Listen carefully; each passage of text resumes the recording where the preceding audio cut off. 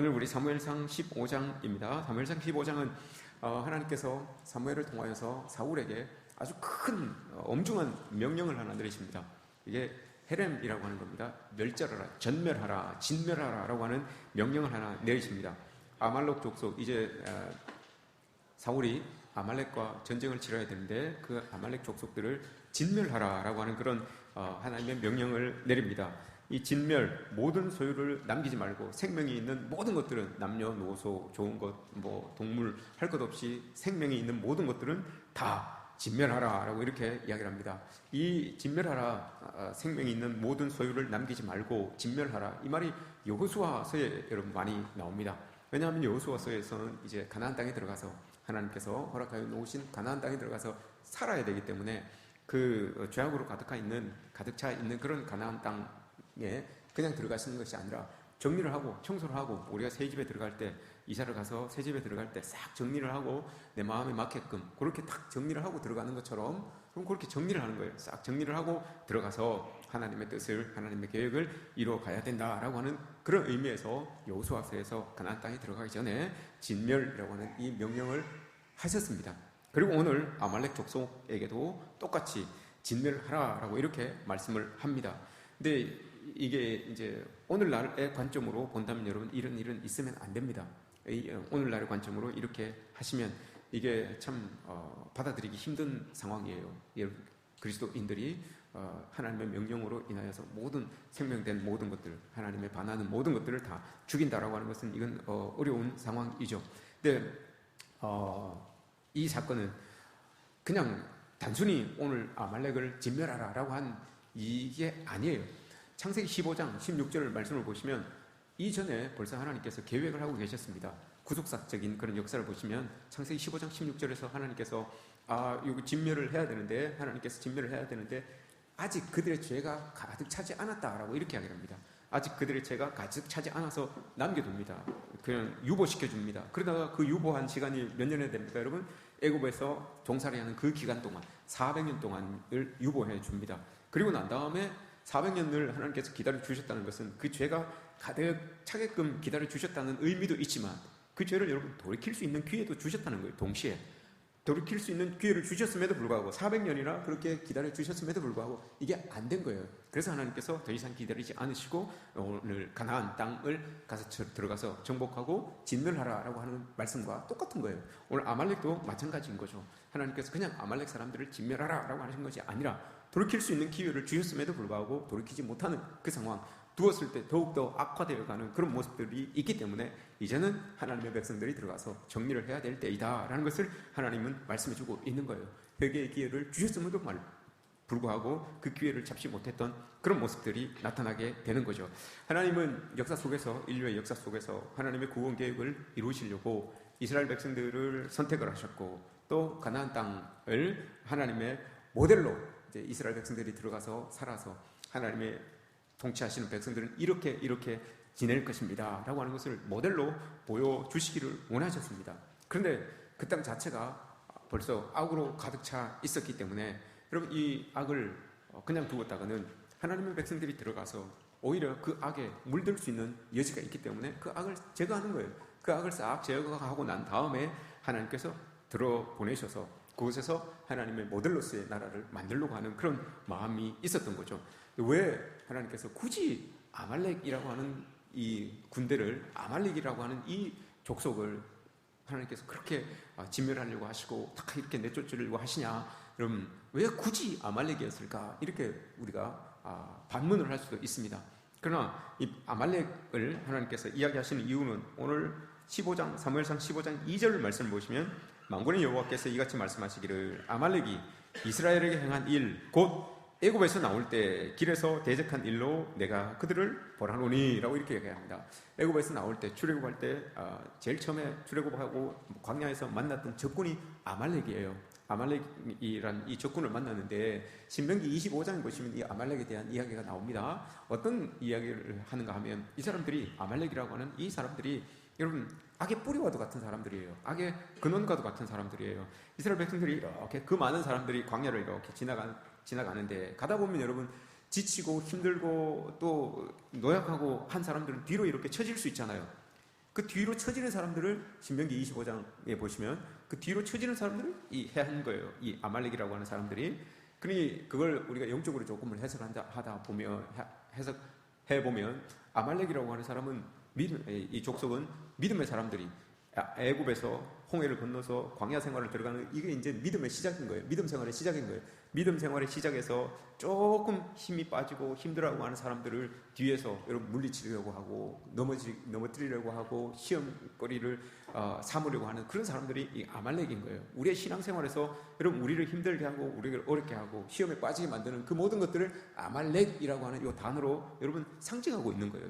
우리도 우리의 곁에도 지금 아말렉이라고 하는 존재들이 있어요.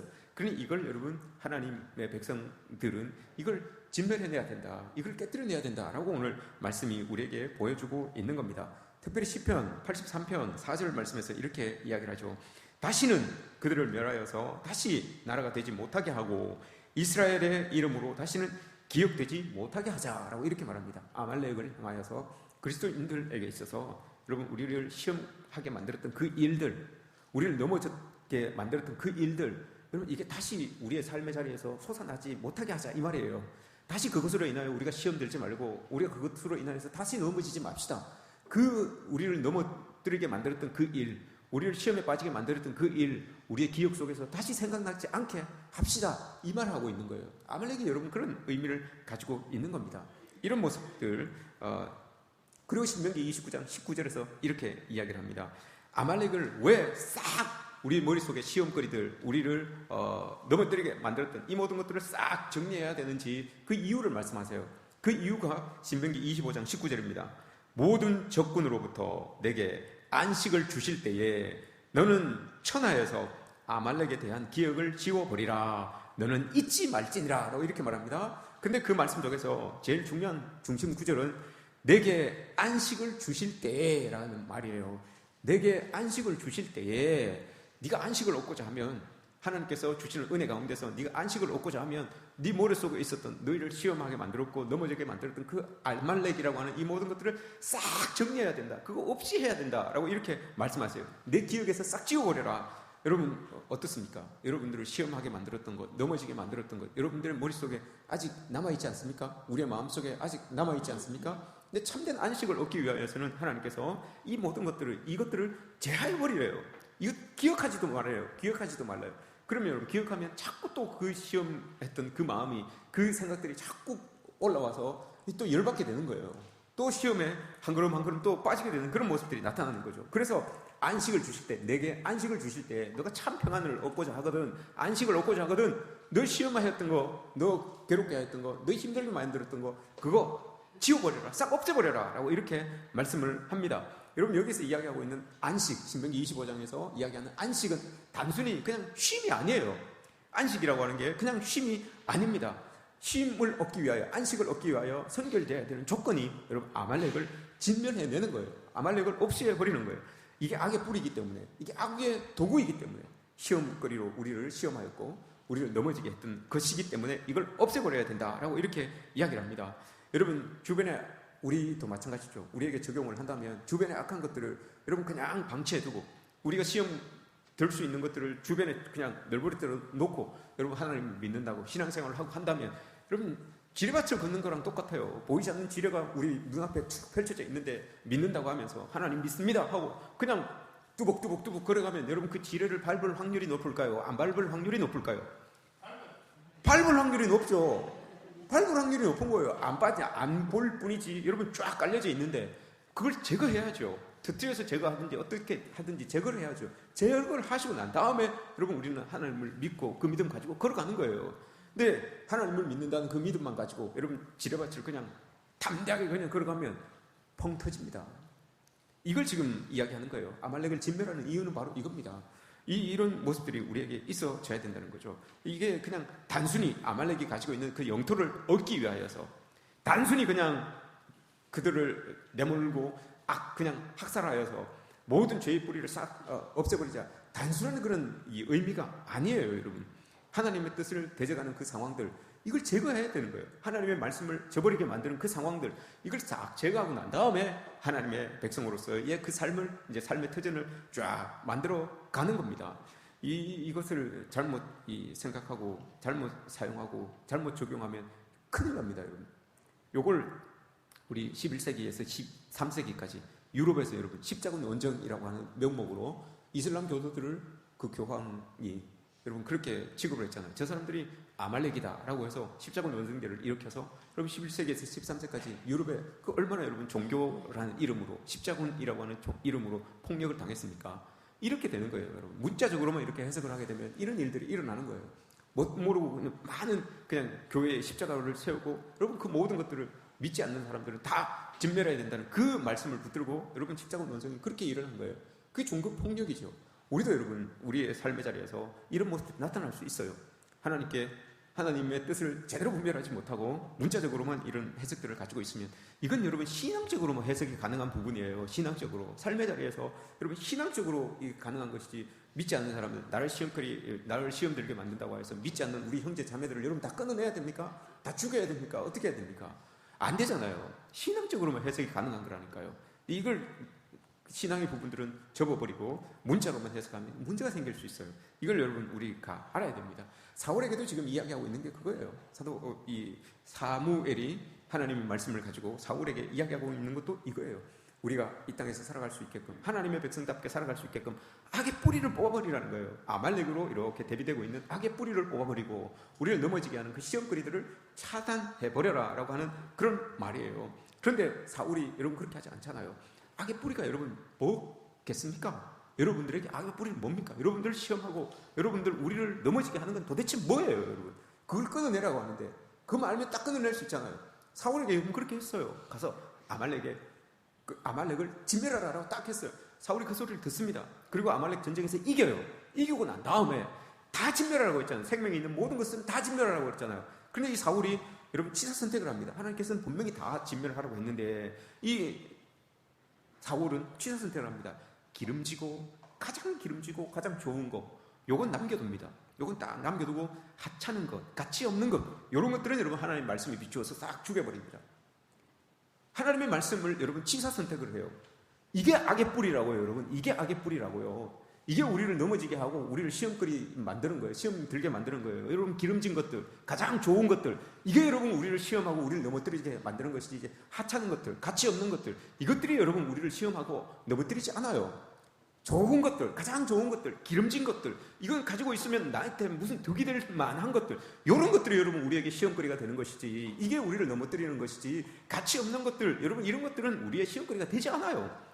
우리가 시험 받는 게 여러분 이런 것 아닙니까? 내가 가질 때에, 내가 얻을 때에 내가 저것을 뭔가 나에게 유익이 될 것 같은 그것 때문에 여러분 우리가 시험에 드는 것이지 넘어지는 것이지 그거 아니고선 여러분 우리도 시험에 잘 안 들어요. 사울이 그랬다는 거예요. 다 진멸하라고 했는데 취사 선택하여서 좋은 것들, 기름진 것들은 남겨두고 하찮은 것들, 보기 싫은 것들, 가치 없는 것들 다 죽여버려요. 그러니 하나님의 명령을 자기는 들은 것 같아요. 자기는 지킨 것 같아요. 이렇게 자기의 믿음을 자기의 여러분 하나님을 향한 마음을 정당화시켜가는 거예요. 우리도 이렇게 합리화시켜가는 거예요. 생판 여러분 하나님의 말씀을 하나도 지키지 않고 우리를 정당화하고 우리를 합리화하지 않아요. 좀 하나님의 말씀을 듣고 하나님의 말씀을 지키고 그렇게 살아가요. 그러면서 여러분 합리화하는 것이지 아무것도 지키지 않은 상태에서 합리화하고 정당화하지 않아요. 지켜가요. 어느 정도는 지켜갑니다. 그것 가지고 여러분 정당화하고 합리화하는 것이지 사울도 똑같은 거예요. 여러분 사무엘이 이 사실을 압니다.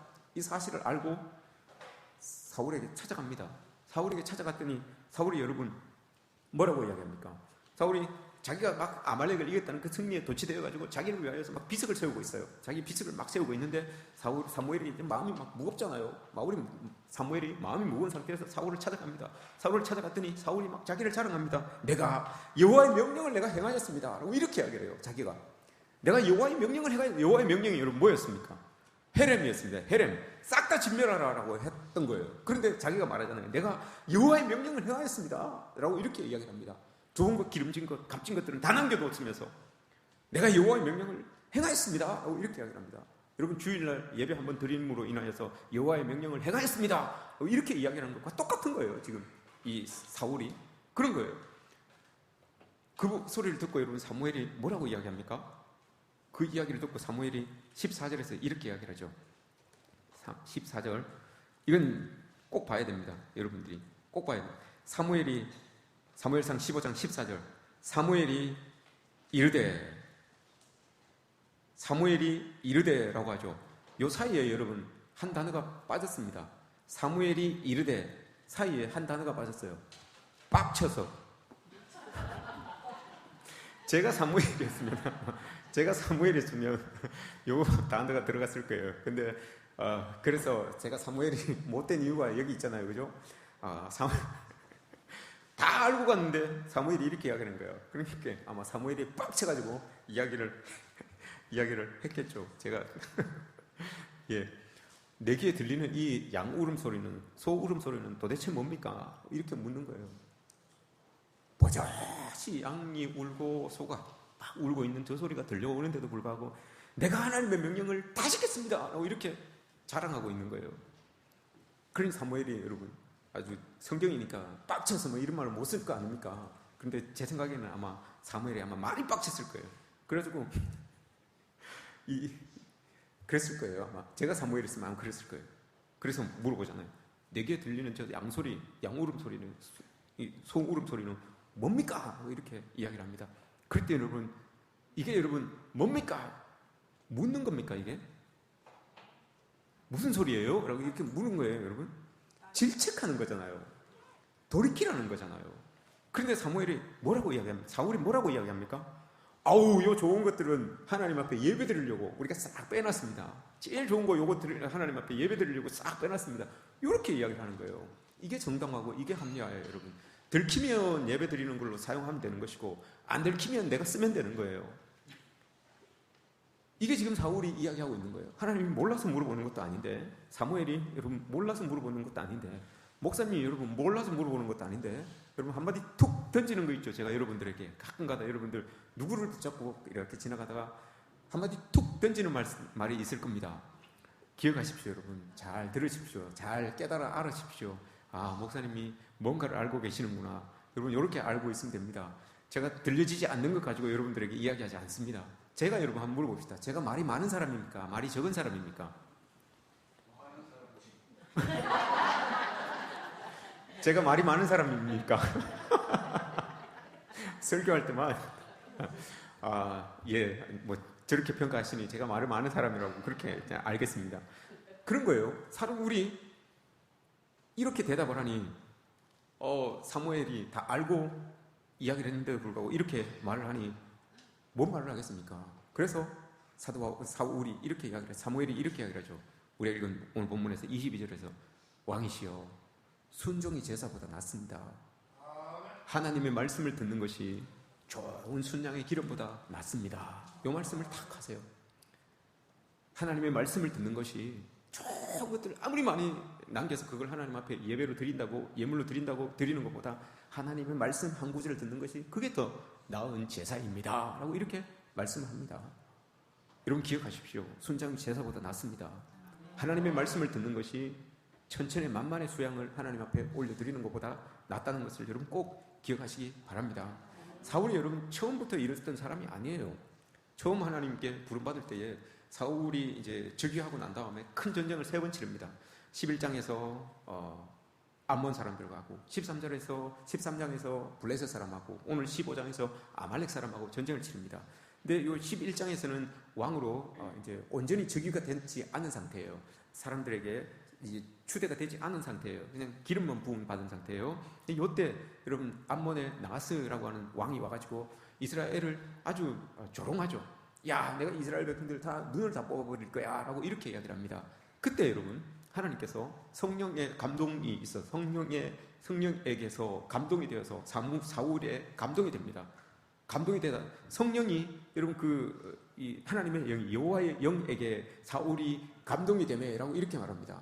여러분 하나님의 영에게 사울이 감동이 된다라고 하는 이 말씀이 여러분 어떤 말씀입니까? 하나님께서 이끄시는 대로, 하나님께서 원하시는 대로, 하나님께서 주시는 대로 요 말이에요. 성령에게서 여호와의 영에게 이렇게 감동이 됐다라고 하는 것은 하나님이 이끄는 대로, 하나님이 원하시는 대로, 하나님의 계획대로 따라갈 준비가 됐다는 거예요. 그 사람에게 하나님의 영이 탁 임하셔서 하나님의 계획대로 그걸 이끌어가는 거예요. 그래서 여러분 이 사람들이 이 전쟁에서 이깁니다. 하나님의 말씀을 알아들을 준비가 되어 있고 하나님의 말씀을 알아들은 만큼 순종하고 들을 준비가 딱 되어 있었을 때가 사울이 처음 부름받았을 때의 모습이었어요. 그런데 여러분 부름받고 나서 승리를 하고 난 다음에 그 승리 끝에 왕으로 추대가 됩니다. 왕으로 딱 추대가 되고 난 다음에 블레셋과의 전쟁이 이제 일어납니다. 그때부터 이 사람이 예전에는 안 그랬는데 이게 바뀌어요. 사람이 바뀌어요. 갑작스럽게 그냥 사람이 쑥 바뀌어 버리는 것을 보게 됩니다. 13장에서 블레셋과의 전쟁이 일어납니다. 블레셋에서 많은 병력들이 올라옵니다. 3만의 마병과 6천의 마병과 전쟁을 위하여서 병거와 마병이 쫙 올라옵니다. 그러니 병거 6만 대를 끌고 여러분 올라온다고 생각해 보십시오. 마병이 여러분 6천 명이 앞에서 말을 끌고 막 온다고 한번 생각해 보십시오. 엄청난 거죠. 모래알같이 막 올라오는 거예요. 그러니 사람들이 그걸 보고 갓 왕이 된 사울이니까 이게 두려운 거예요. 그러니 사람들이 그걸 보고 막 도망을 갑니다. 초조하고 두렵고 떨리는 마음으로 사람들이, 백성들이 여러분 저 산으로 동굴로 들어가서 막 숨어버립니다. 그걸 보고 있는 사울의 군대들이 탈령을 합니다. 여러분 탈령을 하기 시작해요. 아이고 우리 안 되겠다. 우리 큰일 나겠다. 지겠다. 이렇게 판단을 하고 막 도망을 가요. 그래서 사울도 이제 마음이 급해진 거죠. 근데 꼭 왕들이 여러분 전쟁에 나가기 전에는 하나님 앞에 제사를 드려야 돼요. 하나님 앞에 예배를 드려서 하나님의 뜻을 물어야 돼요. 하나님 이 전쟁을 해야 됩니까? 오케이 하라 그러면 그럼 전쟁을 할 때 우리가 어떻게 해야 되겠습니까? 이길 수 있을 것 같습니까? 아닐 것 같습니까? 어떻게 해야 됩니까? 어떤 방법으로 해야 됩니까? 이걸 물어야 돼요. 그걸 하나님께서 대답해 주시면 그걸 가지고 전쟁을 할지 말지, 어떤 방법으로 할지, 어디까지 할지, 요걸 이제 딱 가지고 나가야 되는 거예요. 전쟁을 앞두고, 이제 전쟁을 치러야 되는데, 앞두고, 제사를, 하나님 앞에 제사를 드려야 되는데, 이 제사를 집전할 사무엘이 안 올라오는 거예요. 사무엘이 지금 없는 거예요, 자리에서. 지금 상황은 급박해 죽겠는데, 초조해서 막 두려워서 사람들은 막 떠나고, 군인은 다 탈령하고 하는데, 그냥 가만히 있다가는 꼼짝없이 당할 것 같아요. 그러니 이 사울이 사무엘을 기다리지 못하고 자기가 여러분 예배를 드려버립니다. 자기가 집례를 해버려요. 그런데 잘못해요. 아까 하나님의 말씀을 여러분 자기가 취사 선택한 것처럼 이 예배도 자기가 취사 선택을 합니다. 어떻게 예배를 취사 선택을 하는가 하면 이 사람이 시편 20편 여러분 3절에 보시면 전쟁에 나가기 전에 드리는 예배가 있어요. 그게 번제와 소제예요. 번제를 하나님 앞에 올려드리고 소제를 하나님 앞에 올려드리는 거예요. 하나님 앞에 헌신과 충성을 맹세하는 거예요. 그게 뭐냐? 전쟁은 하나님께 속해 있습니다. 하나님 뜻대로 하십시오. 이게 번제와 소제예요, 여러분.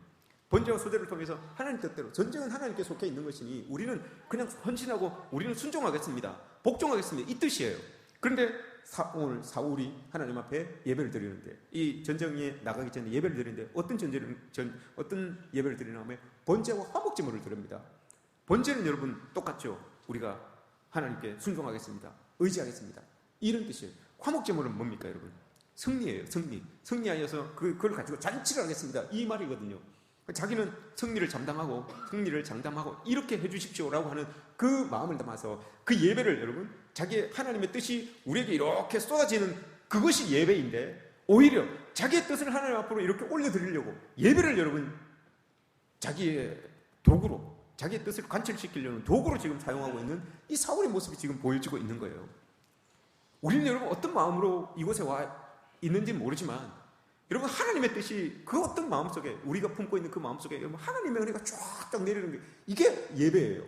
근데 반대로 사울은 자기가 가지고 있는 이 뜻을 마음속에 있는 그 뜻을 여러분 하나님께 관철시키려고 이렇게 올려드리는 하나님 앞에 이렇게 올려드리고 있는 그 모습이 지금 이 예배를 통해서 보여지고 있는 거예요.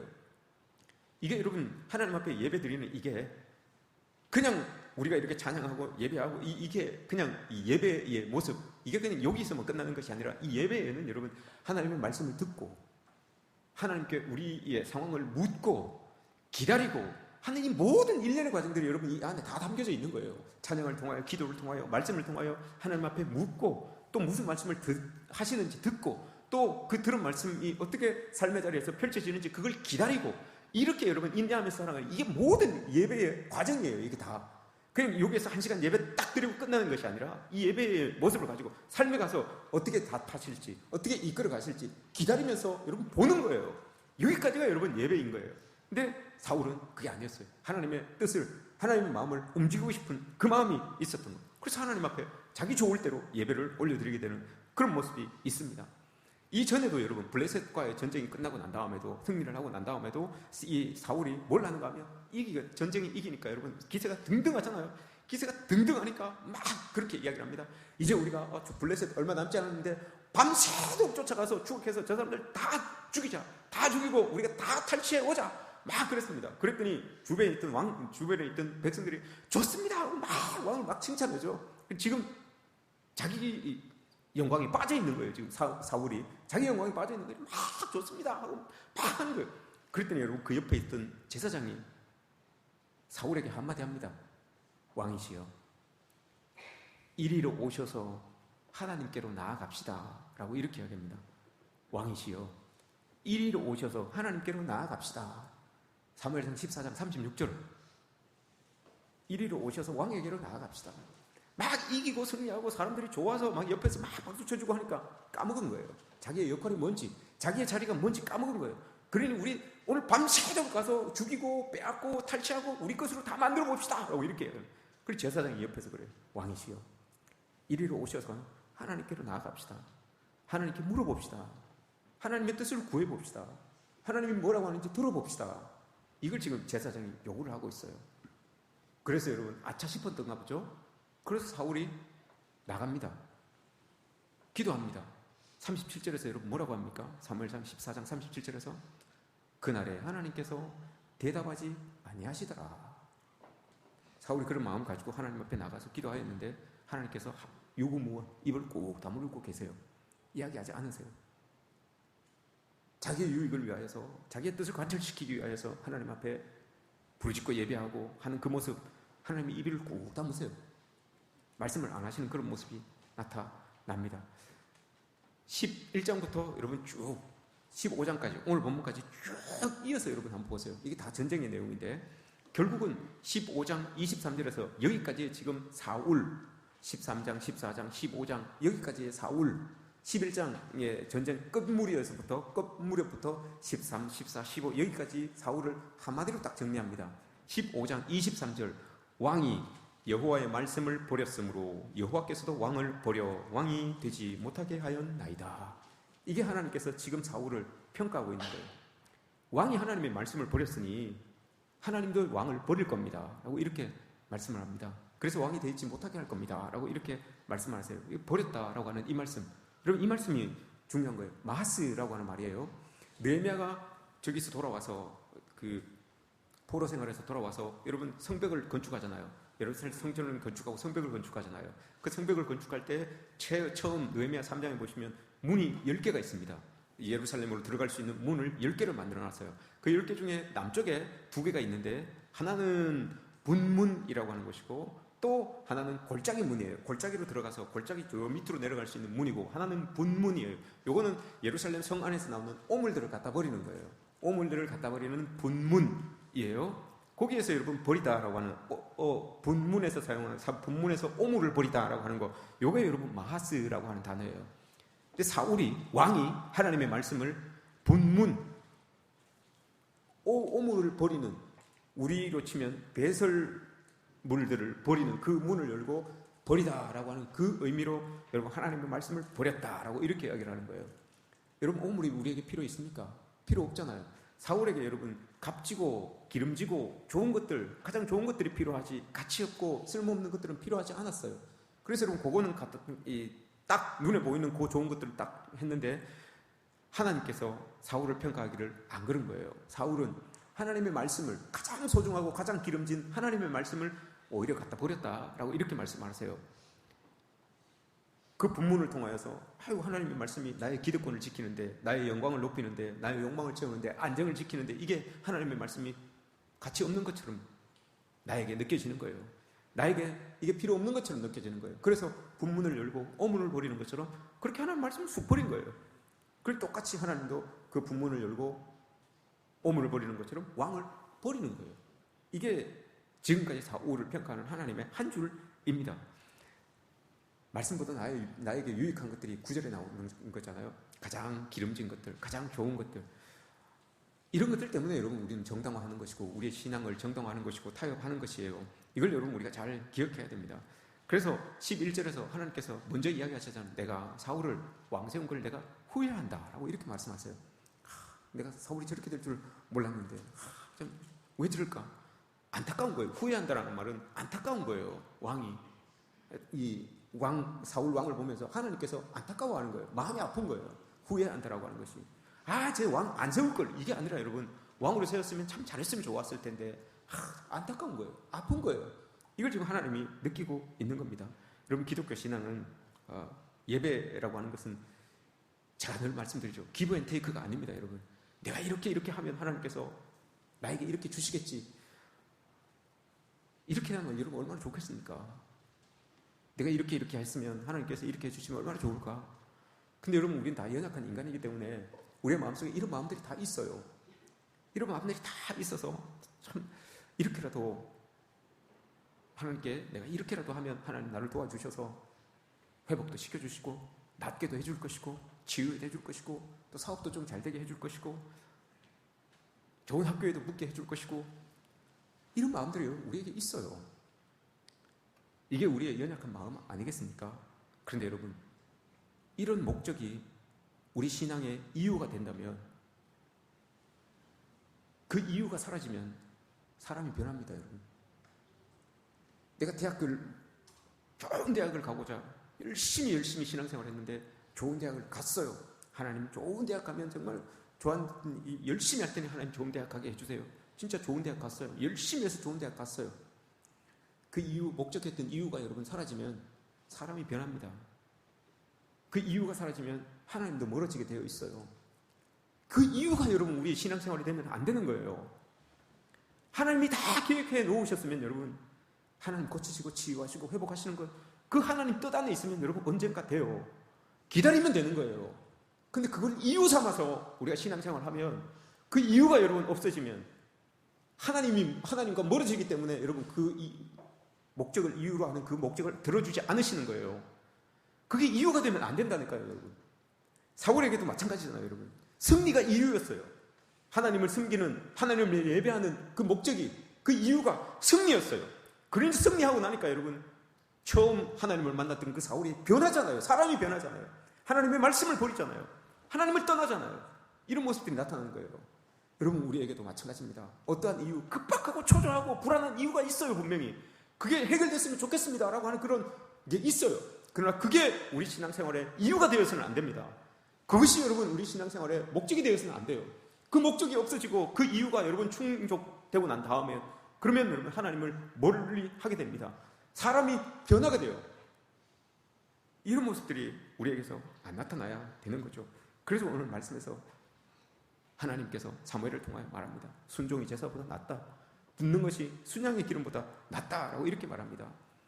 사무엘서의 여러분 중요한 흐름이 들음이에요. 들음. 사무엘이라고 하는 뜻도, 이름의 뜻도 들음이잖아요. 하나님이 들으셨다. 뭘 들으셨습니까? 한나의 기도 소리를 들으셨다는 거잖아요. 들으셨다. 들음이에요. 사무엘서 기저에 깔려져 있는 게 들음이에요. 하나님의 말씀을 듣고 하나님의 음성을 듣고 하나님의 계획, 뜻하심을 네가 알아들어야 된다라고 하는 그거예요. 이 들음이 있어야 된다는 것을 계속해서 말씀해주고 있는 거예요. 근데 사울은 이 들음으로부터 나오는 이 기다림의 시간을 여러분 뛰어넘은 거예요. 듣고 싶지 않은 거예요. 못 기다리겠는 거예요. 하나님이 언제 말씀해 주실지, 들려주실지 모르기 때문에 여러분 이걸 뛰어넘은 거예요. 이걸 뛰어넘기 시작하면, 이 기다림의 시간, 들음의 시간을 여러분 뛰어넘기 시작하면 교만해지기 시작합니다. 자기의 본분을 잃어버리기 시작합니다. 그것을 여러분 기억해야 됩니다. 우리는 이 말씀을 여러분 마음속에 깊이 새기고 살아가야 합니다. 들음이라고 하는 것, 여러분 안식이라고 하는 것에 대하여서 아주 좋은 말씀을 우리에게 들려주신 분이 있습니다. 들음, 안식이라고 하는 것은 우리가 그냥 쉽게 그냥 안식, 이렇게 쉼을 얻는 그 안식, 여러분 이 안식을 이야기하는 것만은 아닙니다. 안식이라고 이야기할 때 그 안에는 그침이라고 하는 것이 있습니다. 그침이라고 하는 게 멈춘다는 거죠. 그침이라는 게 있고 받아들임이라는 게 있습니다. 받아들임이라는 게 있습니다. 그리고 난 다음에 향유라는 게 있습니다. 향년, 하나님의 은혜를 마음껏 누리는 이게 있습니다. 안식이라고 하는 것은 하나님께서 우리에게 안식을 주셨습니다 라고 할 때 그냥 쉬는 것이, 주일이니까 쉬는 것이 아니라 그 안식의 개념이 있어요. 그 개념은 그침입니다. 뭘 그치는 걸까요, 여러분? 뭘 그치는 걸까요? 그침, 멈춤이라는 거예요. 하나님의 사람답지 않은, 하나님의 백성답지 않은 무엇, 그건 여러분 멈추라는 거예요. 하나님의 은혜, 즉 맨 나중에 있는 향년, 하나님의 은혜를 풍성하게 누리는 안식을 얻기 위하여서는 하나님의 백성답지 않은 그것 멈추라는 거예요. 그치라는 거예요. 그리고 받아들임, 하나님께서 나에게 뭘 요구하시는지, 뭘 원하시는지 받아들이는 거예요. 묻고 받아들이는 거예요. 이게 안식이라고 하는 말 안에 담겨져 있어요. 그래야지만 향년, 하나님의 은혜의 풍성함을 우리가 누립니다 라고 하는, 이게 안식이라고 하는 개념 안에 들어져 있어요. 이걸 여러분 우리가 주일날 해야 되는 거예요. 감당을 할 수 있어야 되는 거죠. 그러면서 기다림의 시간을 통해서 그칠 것은 그치고 또 받아들일 것은 받아들이고, 이렇게 여러분 우리가 하나님의 은혜 속으로 깊이 빨려 들어가게 되는 거예요. 근데 이게 잘 안 되죠. 여러분 우리가 잘 알고 있는 한나 아렌트라고 하는 정치 철학자가 있습니다. 그 사람이 예루살렘의 아이만이라고 하는 책을 썼죠. 아이만이라고 하는 사람이 유대인들 학살을 하는데 그 수송 책임자였습니다. 그리고 나서 예루살렘에서 이제 그 전범들 재판을 하게 되죠. 아이만이 그 재판장 자리에 섰습니다. 재판 자리에 섰는데 이 아이만이라고 하는 이 사람이 자기를 변호합니다. 왜 어떻게 변호를 하는가 하면, 나는 국가의 부름을 받아서 국가가 시키는 대로 했는데 왜 나를 전범으로 이렇게 나를 이 재판에 넘깁니까? 이렇게 자기를 변호합니다. 자기를 변호합니다. 그래서 이 아렌트라고 하는 이 사람이, 한나 아렌트라고 하는 사람이 이 사람의 삶을 이렇게 보니 진짜 평범한 사람이에요. 가정에서는 그냥 한 평범한 아버지였고, 그 동네에서는 그냥 평범한 이웃이었어요. 잘 살아가는 이웃이었어요. 그런데 어떻게 저렇게 잔혹한 짓을 했을까? 어떻게 저렇게 한 600만 명이나 되는 그 유대인들을 저 가스실로 막 실어 보내면서, 어린아이를 보낼 때는 그 어린아이가 좋아하는 인형도 하나 안겨주면서 그렇게 보낼 수 있을까? 어떻게 저렇게 잔인할 수 있을까? 여러분 그랬잖아요. 그래서 아이만을 재판할 때 많은 사람들이 아이만은 악마인 줄 알았어요. 악마인이 저렇게 할 수 있지 않았을까라고 생각을 했는데 전혀 아닌 거예요. 전혀 우리가 너무나 똑같은, 너무나 평범한 그런 한 사람이었어요. 그래서 여러분 한나 아렌트라고 하는 사람이 유명한 말을 했잖아요. 악의 평범성. 악의 평범성. 여러분 머리에 뿔나고 악한 사람만 악을 저지르는 게 아니에요. 평범해요. 일상생활에서는 한 아이의 아버지였고 한 이웃의 그냥 이웃이었어요.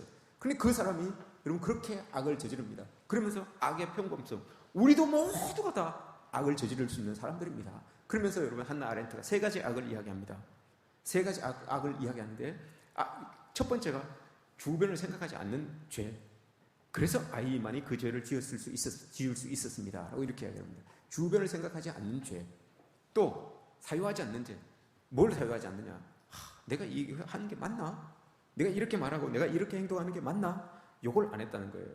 이게 두 번째 죄고요. 세 번째, 묻고 답하는, 진리에 묻고 그 답을 듣는 시간, 이걸 가지지 않았다는 거예요.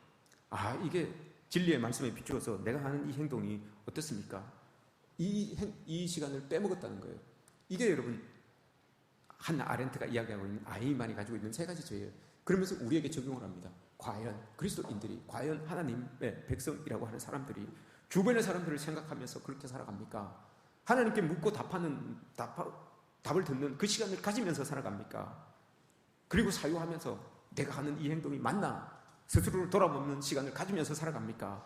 그게 안 되면 악의 평범성, 누구나 언제든지 악을 저지를 수 있는 그 여지가 다 있는 사람들이 우리입니다. 이렇게 이야기를 합니다. 우리도 마찬가지입니다. 사울도 여러분 그런 거예요. 사울도 묻지 아니하고 그 답을 듣지 아니하고 그 시간을 훌쩍 뛰어넘어서 자기 원하는 대로 하니까 여러분 이런 교만한 모습들이, 원래의 사울의 모습이 사라져버리고 엉뚱한 사울의 모습이 나타나게 되는 것을 우리가 보게 되잖아요. 사무엘서에서 여러분 1장에서 뭐라고 이야기합니까? 오늘 본문, 우리가 읽은 본문에서 사무엘이 사울에게 이르시되 여호와께서 나를 보내어 왕에게 기름을 부어 그의 백성 이스라엘 위에 왕으로 삼으셨은 즉, 중요한 말이에요. 이제 왕은 여호와의 말씀을 들으소서.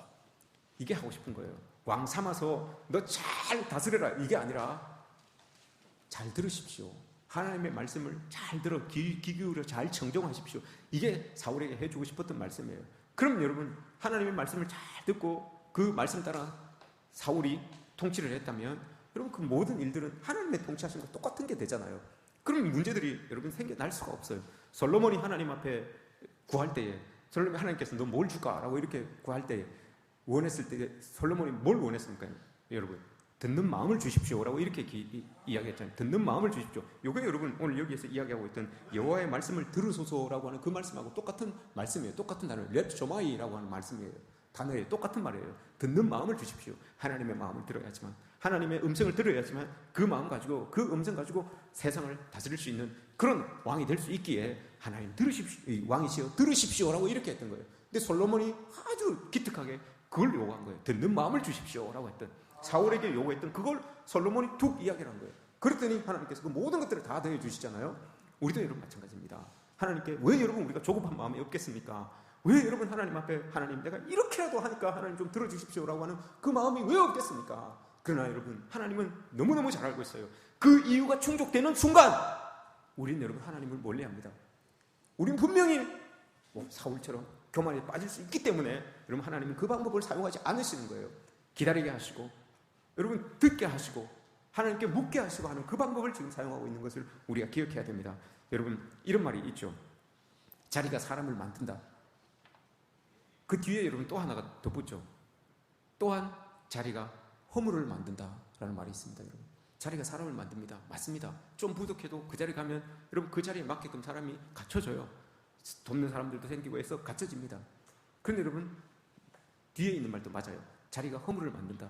사울이 여러분 왕위에 올라가기 전까지는 정말 하나님을 따라다녔던 하나님의 마음에 흡족한 사람이었어요. 근데 그 자리, 왕이라고 하는 자리에 또 올라더니 진짜 허물이 생기기 시작하는 거예요. 여러분 어떻습니까? 여러분들이 앉아있는 그 자리가 여러분 사람을 만듭니다. 직분이 여러분 사람을 만듭니다. 하나님의 백성답게 만들어갑니다. 그러나 이건 교회에 이제 비유하는 거예요. 우리의 삶의 자리에서 여러분 혹 우리가 앉아있는 그 자리가 나에게 허물을 만들고 있는 자리는 아닌지, 하나님의 백성으로서의 오히려 허물을 만들어가고 있는 자리는 아닌지 여러분 우리가 돌아봐야 됩니다.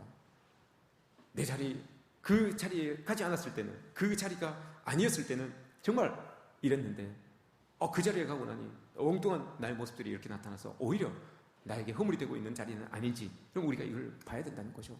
늘 여러분 듣고 기다릴 수 있는 그런 우리들이 되어야 됩니다.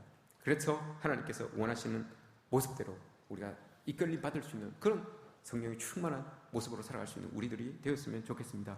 여러분 기억하십시오. 사무엘을 통하여서 우리에게 이야기하는 건 들으십시오입니다. 그 들으면 그냥 듣는 것으로 끝나는 것이 아닙니다. 기다려야 됩니다. 그리고 들은 것을 행동할 줄 알아야 됩니다. 그 행동을 여러분 하나님과 함께 나눌 수 있는 그런 우리의 모습을 사무엘서를 통해서 우리에게 보여주고 있는 것이죠. 여러분들의 삶의 자리를 다시 한번 돌아보았으면 좋겠습니다.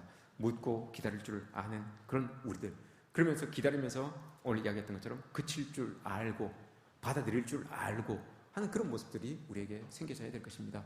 여러분 하나님께서 우리에게 원하십니다. 우리의 자리가 하나님을 더 높이는 자리가 되었으면 좋겠습니다. 우리 이 예배의 자리, 우리의 기도의 자리, 우리의 삶의 자리가 하나님을 더 높이는 자리, 하나님의 음성을 들을 수 있는 자리, 그 듣고 행할 수 있는 그런 자리를 우리가 만들어갔으면 좋겠습니다.